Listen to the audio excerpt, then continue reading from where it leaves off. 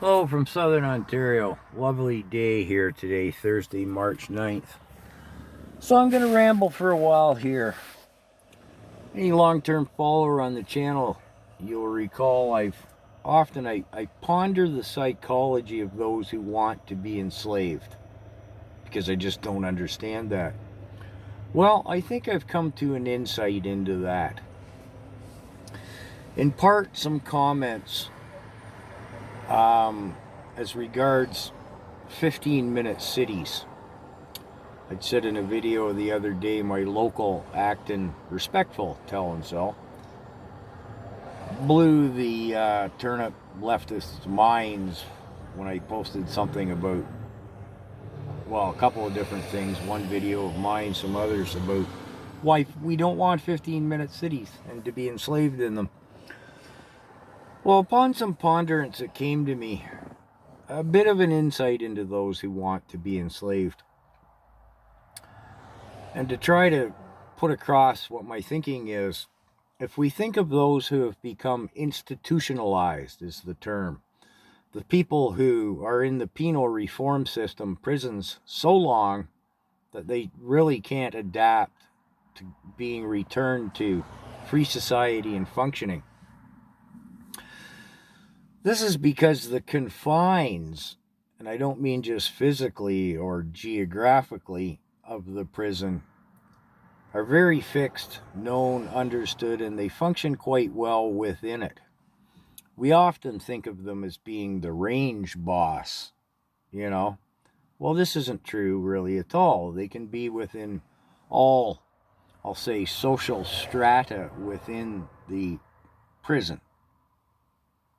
They function quite well there. Everything's known. Nothing's new or scary to them. Everything's good. And they're quite content there. There's nothing new to scare them. Everything is known. So now, let's take a step back. In the local tell-and-sell with the 15-minute city business, a lot of people said, well, Acton, it's a small town, has everything you need within 15 minutes anyways. Well, it's true. It's a mile square.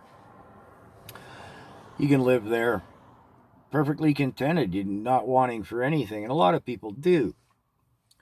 Now, don't take me wrong, I have nothing against small town living. In fact, I prefer it to living in a city.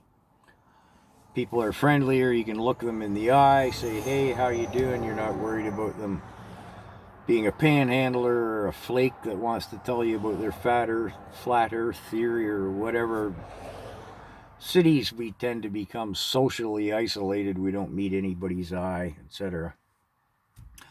So again, don't take me wrong, I have nothing against small town living.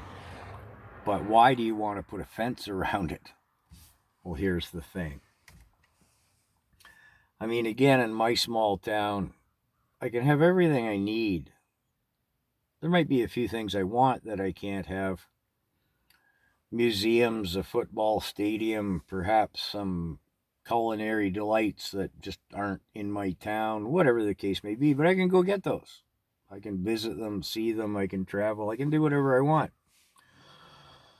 To what degree a small town typicals, if there is such a thing, small town dweller leaves town for whatever reasons, well, that's going to vary from person to person. So in response to, and I didn't put this on the local tell-and-sell in response, well, if you're content to live in the small town and not pursue anything outside of it, fine. Why do you want to put a fence around it? And realize putting that fence around it doesn't stop anything from coming in. It only stops you, restricts you from leaving, and brings in new things that you don't want. When I say you, I'm not talking to you, I'm talking to the person who wants to be enslaved and confined in that institution, be it a prison or a hypothetical prison like a 15-minute city, which really isn't hypothetical, is it? But am I making any sense here? The guy in the penal reform in the prison who's happy, there. Maybe he tried to re-enter general public and it didn't work for him. He's back. He's where he's happy. If they said, well, okay, you can stay here, all of the same rules and regulations apply that you're familiar with, but there's some new ones. No, this is why I'm happy here. I don't want anything new. No, we're gonna open the doors. You can't leave the same as before, but new people and new stuff can come in. No, that's not what I want. That's scary. Well, conventionally, heretofore, if you lived in a small town and were scared of the outside world, just wanting to stay in your little niche, again, nothing wrong with that. And again, not everyone in a small town wants that.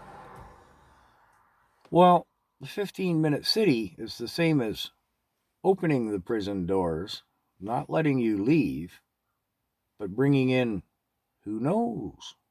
Well, we do know what some of the new things coming into 15-minute cities are, and it's bad.